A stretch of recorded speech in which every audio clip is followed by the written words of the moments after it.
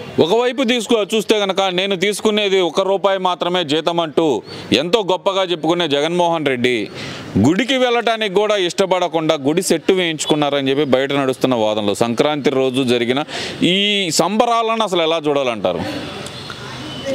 నేను ₹1 తీసుకుంటున్నా అంటాడు.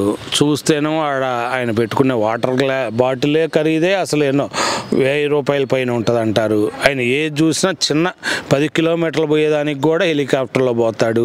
ఇంకా ఆయన ₹1 జీతంకి ₹1 తీసుకోవచ్చు, కానీ మిగిలిన ఖర్చులంతా కూడా కోట్లలో మోపిడి చేస్తుంటే ఆ రూపాయి తీసుకుంటే ఆయనకు రూపాయితో పనే ఉంది. ఆయనకు ప్యాలెస్కి వస్తున్న అక్రమాది చాలా ఉంది కాబట్టి ఆయన మామూలుగా ఆ ₹1 తీసుకుంటున్నాని జనాలకి గొప్ప చెబుతున్నాడు. కానీ ఆ రూపాయి వారు అవగొడుతున్న కోట్ల రూపాయలు ఆఖరికి గుడికి వాళ్ళ పత్ని ఎప్పుడు రావట్లేదు, ఆమెకు హిందూ సాంప్రదాయం అంటే ఇష్టం లేదని చెప్పి ఒక ముద్ర పడుతుంది. ఇప్పుడు ఎన్నికలు వస్తున్నాయి కాబట్టి ఏం చేయాలని చెప్పి దానికి ఆమె గుడికి రావటం ఆమెకు ఇష్టం లేదనో మరి ఎందుకో తెలియదు. వెంటనే దానికి అసలు భారీగా తిరుమల దేవస్థానం సెట్టింగ్ వేయించాడు 5 కోట్లు అంటున్నారు కొంతమంది. అసలు ఎంత అది కోటి కానీ అసలు ₹1 అనుకోండి, 5 కోట్లు అంటున్నారు. అది ₹1 లెక్కేసాం. ₹1 ప్రజాదం వృధా కదా.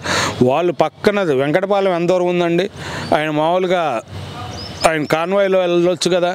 వెళ్ళి మామూలుగా లేదు ప్రజలకు ఇబ్బంది కలిగించకూడదు అనుకుంటే ఒక సమయం చెప్పి 4 నుంచి 5, 5 నుంచి 6 లోపు ముఖ్యమంత్రిగా వస్తున్నారు, 6 తర్వాత రండి అంటే ఎవరు కూడా ఇబ్బంది. 5 నుంచి 6 అంటే పొద్దున్న అది పెద్ద ఇబ్బందికరమైన సమయం కూడా కాదు, వెళ్ళి ముగించుకొని వచ్చేయచ్చు కూడా.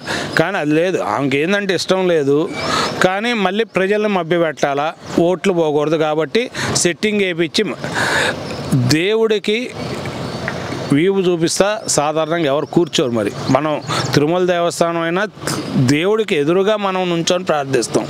వీళ్ళు మరి అక్కడ కుర్చీలు ఆసీనులై మరి రాజులు కూడా చేసి ఉంటారు అనుకుంటున్నాయి. ఇది అంటే ఇక్కడ ఇంకో విషయం కూడా ఏంటంటే కనుక మరీ ముఖ్యంగా చూస్తే జగన్మోహన్ రెడ్డి అండ్ ఫ్యామిలీ ఆ రోజు జరిగిన సంక్రాంతి సంబరాల్లో ప్రతిపక్ష నేతలను విమర్శించే విధంగా పాడిన పాటలు కానీ చేసిన చేష్టలు కానీ ప్రభుత్వం సొమ్ముతో కార్యక్రమం ఏర్పాటు చేసుకొని ప్రతిపక్షాలను విమర్శించడానికి అది పండగ రోజుల్లో కూడా ఇలా చూడొచ్చు అంటారు. పాటల రూపంలో ప్రతిపక్షాలన్నింటినీ విమర్శించేటట్టు వాళ్ళు చేస్తున్న వ్యాఖ్యలు కానీ మిమిక్రీ రూపంతో అనుసరిస్తూ వాళ్ళని చేస్తున్న వ్యాఖ్యలు కానీ ఎలా చూడాలంటారు?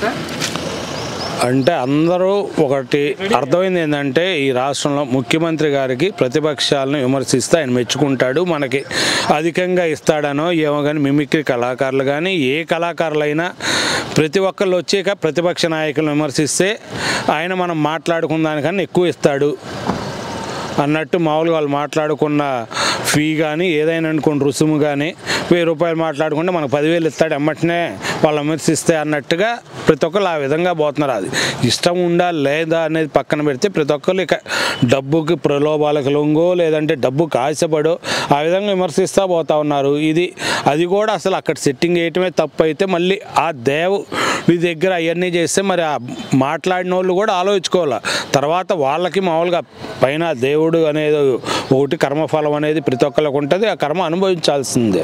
ముఖ్యంగా చూస్తే కనుక ఒకవైపు ఎలక్షన్లు దగ్గర పడుతున్న తరుణంలో ఈ పార్టీ నుంచి ఆ పార్టీకి, ఆ పార్టీ నుంచి ఈ పార్టీకి వలసలు అనాలా, జంపింగ్లు అనాలా, వచ్చేవాళ్ళు ఒక రకంగా వస్తుంటే వెళ్ళేవాళ్ళు తెలుగుదేశం పార్టీ అధినేతని విమర్శిస్తూ వెళ్తాన్ని అసలు ఏ విధంగా చూడవచ్చు అంటారు?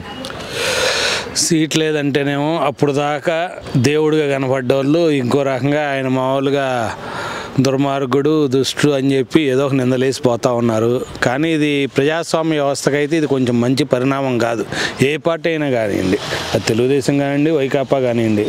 మరి ఇదివరకైతే సిద్ధాంతాల పరంగా ఒక పార్టీలో ఉన్న వాళ్ళు ఇంకో పార్టీలోకి వెళ్ళాలంటే చాలా ఆచితూచి కానీ ఎప్పుడో ఇక మనసు విరిగిపోయి లేదంటే ఇక వాళ్ళు అనుకున్న సాధించలేకపోతే ప్రజా సమస్యల కోసం ఎక్కువ మంది రాజకీయాల్లోకి వచ్చేవాళ్ళు.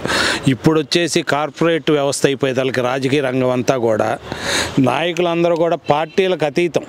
ఏ పార్టీ అయినా ఎక్కువ మంది కార్పొరేట్ రంగం నుంచి రాజకీయాల్లోకి వచ్చే వాళ్ళకి సేవాభావం తక్కువ అయ్యే వాళ్ళకి అందరూ ఇటు నాకు సీటు ఇవ్వట్లేదా ఓకే ఎమ్మటనే అవతల పార్టీ జంపు కొడతాం, విమర్శిస్తేనే సీట్ ఇస్తారనుకుంటున్నారు.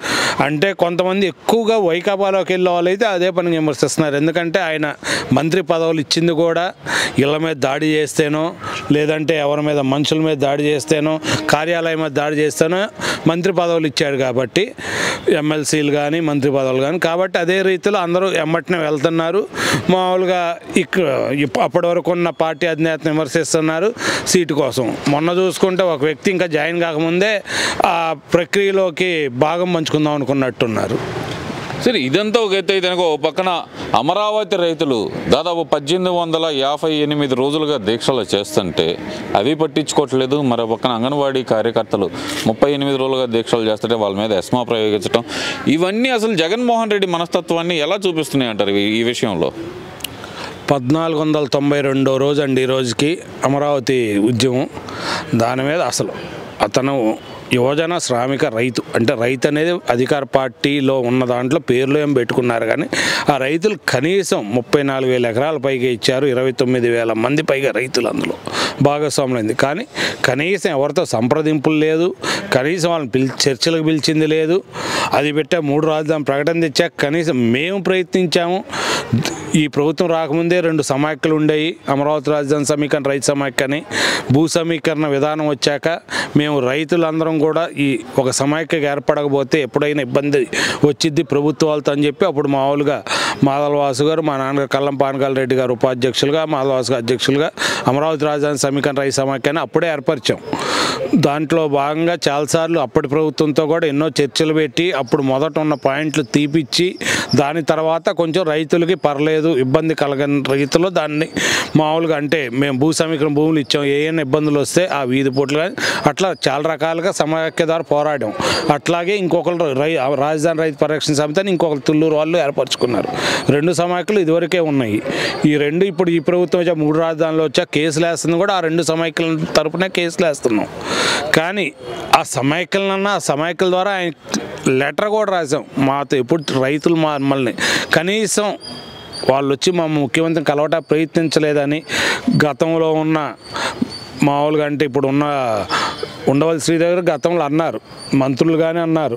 అంటే మేము దానికి ఎక్నాలెడ్జ్మెంట్ కూడా ఉందయ్యా, మీ ముఖ్యమంత్రి గారికి మేము లెటర్ కూడా రాసాం, ఆయన ఎప్పుడు మమ్మల్ని చర్చలకు పిలవలేదని ఎక్నాలెడ్జ్మెంట్ కూడా పెట్టుకున్నాం ప్రూఫ్ కింద. ఆయనకి అసలు అంటే పిలిచే ఆయన ఏంటంటే తాను పట్టిన కుందేలు 3 కాళ్ళు. నేను అనుకున్న ఇదే చేసేది, ఇంకా వాళ్ళని పిలిచి మళ్ళీ వాళ్ళు అడిగింది మనం ఎట్లా అంగీకరించినప్పుడు ఎందుకు పిలవటం అని ఆయన ఉద్దేశం ఉండొచ్చు. అది రైతుల పరిస్థితి. అయితే దాని తర్వాత మొదట్లో ఉద్యమం చేసి అమరావతి రైతులకి ఏం పని పాట లేదని అప్పుడు చాలామంది అన్నారు మొదట్లో మామూలుగా. ఎందుకంటే ఈ అరాచకాలకి మొట్టమొదట రోడ్డు ఎక్కింది అమరావతి రైతులు. దాని తర్వాత ఇక వరుసగా చూసుకుంటే ప్రతి ఒక్కరు రోడ్డు ఎక్కనోళ్ళు లేదు.